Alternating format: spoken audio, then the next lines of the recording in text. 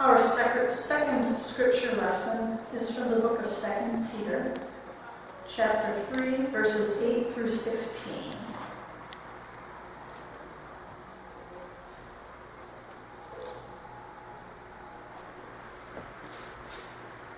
Don't let it escape your notice, dear friends, that with the Lord a single day is like 1,000 years, and 1,000 years are like a single day. The Lord isn't slow to keep his promise, as some think of slowness, but he is patient toward you, not wanting anyone to perish, but all to change their hearts and lives. But the day of the Lord will come like a thief.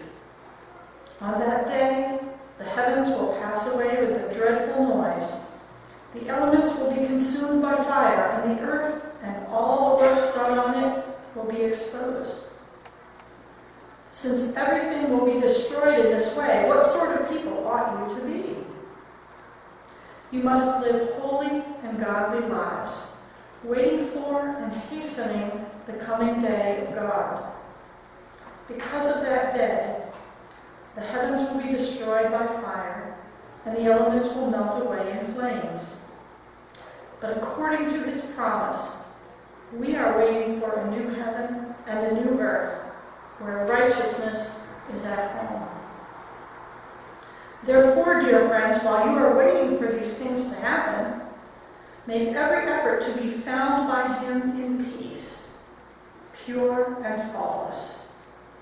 Consider the patience of our Lord to be salvation, just as our dear friend and brother Paul wrote to you according to the wisdom given to him, speaking of these things in all his letters.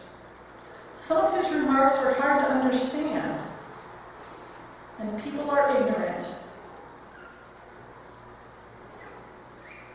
And people who are ignorant and whose faith is weak twist them to their own destruction, just as they do the other scriptures.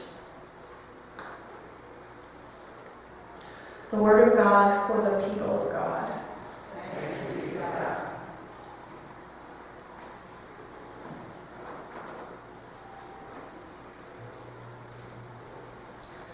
So as you may know, in the last few weeks, we've seen lots of changes in our household. Our daughter came home for a while to live and to travel with us after finishing med school. Then we all headed out to California for my son's wedding. Then, from California, our daughter left for a residency in Detroit. Then, our son and his new wife, after their honeymoon, returned to live with us for the last couple of weeks. Our daughter joined us last week for a party for our son and his new wife, then returned to Detroit. Then, our son and his new wife left 2 days ago for their drive to California to live. Now, Amy and I are back to the two of us, and our kids are in locations much further than before, establishing lives of their own, on their own. Honestly, though, every time I get out of bed or walk in the house now, I still have to stop and think about who might be there. I'm not entirely sure who said this, but I can't argue. They said, change is inevitable, except from vending machines. It's all made me think a lot about the passage of time and the changes that happen, what we're leaving behind to embrace what's ahead, what we're ready to accept and what we're hesitant to abandon. I've prayed a lot recently for guidance and new direction in my spiritual life and in my earthly walk. I've prayed a lot for courage to consider the ways that changes could be made during the remainder of my life, to live as God intends, not necessarily what's most comfortable for me. When I was asked to step in for the sermon today, it took a very short time to arrive on the topic of change. And working on it was helpful for me, and I hope that it might be helpful for you as well. The passage that Amy read from 2 Peter contains some real gems. The text starts out with this: "Don't let it escape your notice, dear friends, that with the Lord a single day is like 1,000 years, and 1,000 years are like a single day." Certainly, we've all had those days that felt like 1,000 years, right?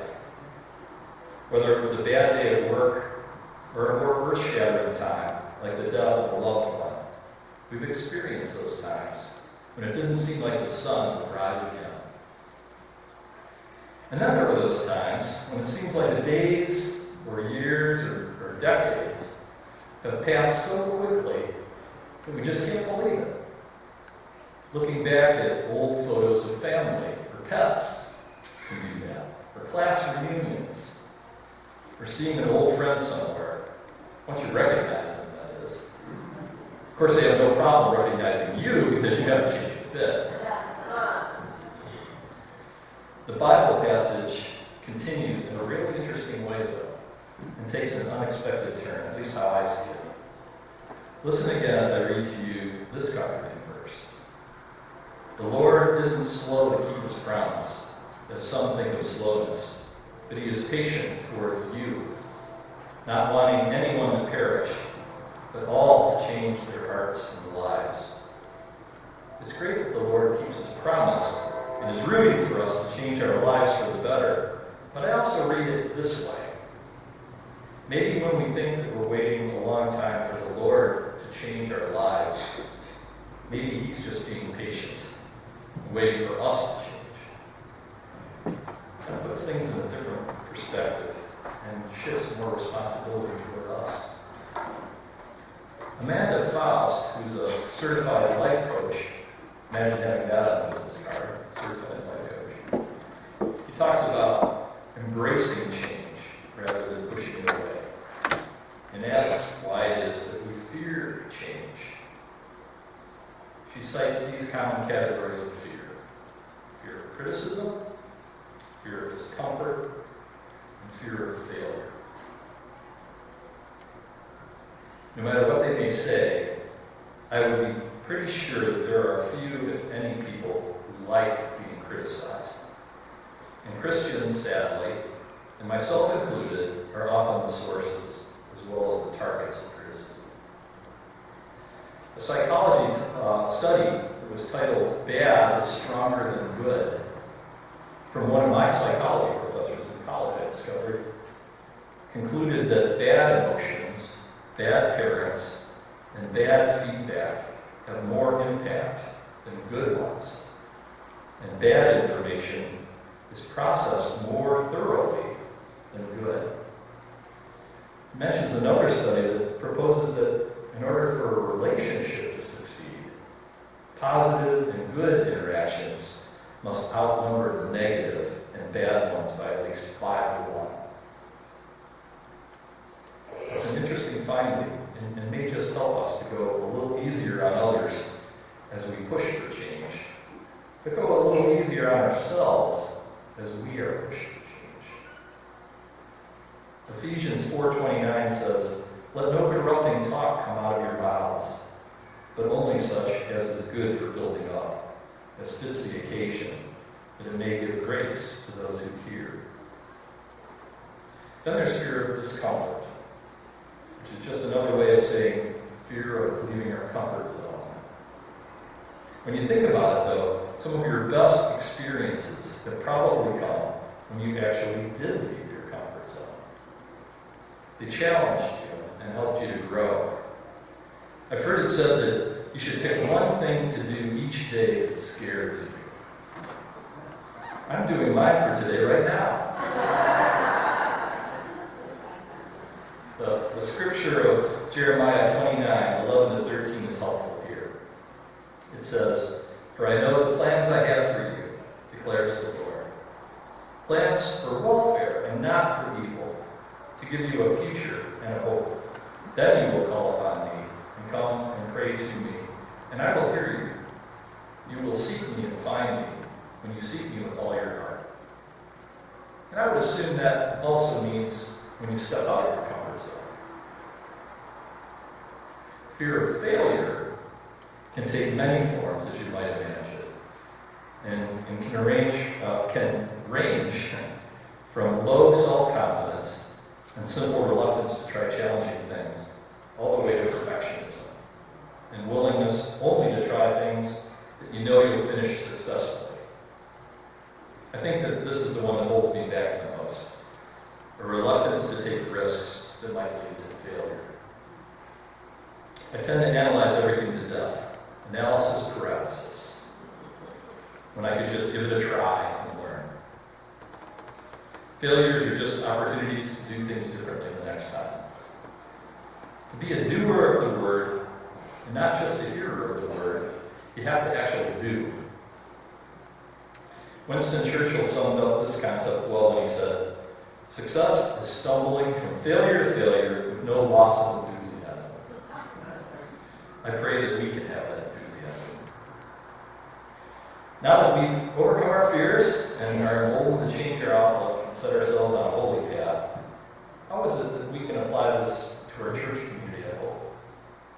How do we as a church be the change that we hope to see in the world when the world rejects us, criticizes us, or simply ignores us? Is it possible that we at Hope might need to change up a few things as well? In their book, The Tangible Kingdom, Hugh Halter and Matt Snay wrote, "People in America are not ignorant of Christianity. They've heard the message, seen our churches on every corner. They flick by our Christian TV shows. They see our fish symbols in the back of our cars.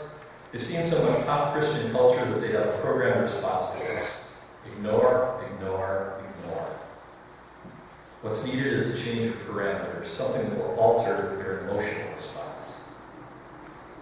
Jen Hatmaker, the author of a book that we studied in one of our adult classes, says that the come to us system is no longer an appropriate response to most of those outside the walls. We must recognize that a shift has taken place. We need to present a kingdom alternative to the world. What kinds of churches are reaching these people? She argues that relationships are of utmost importance. People seek God in community. And discipleship occurs over years in community. Evangelism no longer emphasizes a single decision, but instead a journey, a story, a process. Scripture is used in the context of the needs of the community and how genuinely a church engages relief work and care of global society is everything. I asked a number of people here at Hope what they were most proud of, what we did best, what they would tell others. Almost without exception, these were outward-facing things. Soups on community meals, clothes closet, vacation Bible school, and mission projects. Particularly hands-on things, like Encore, other things that we did that were hands-on.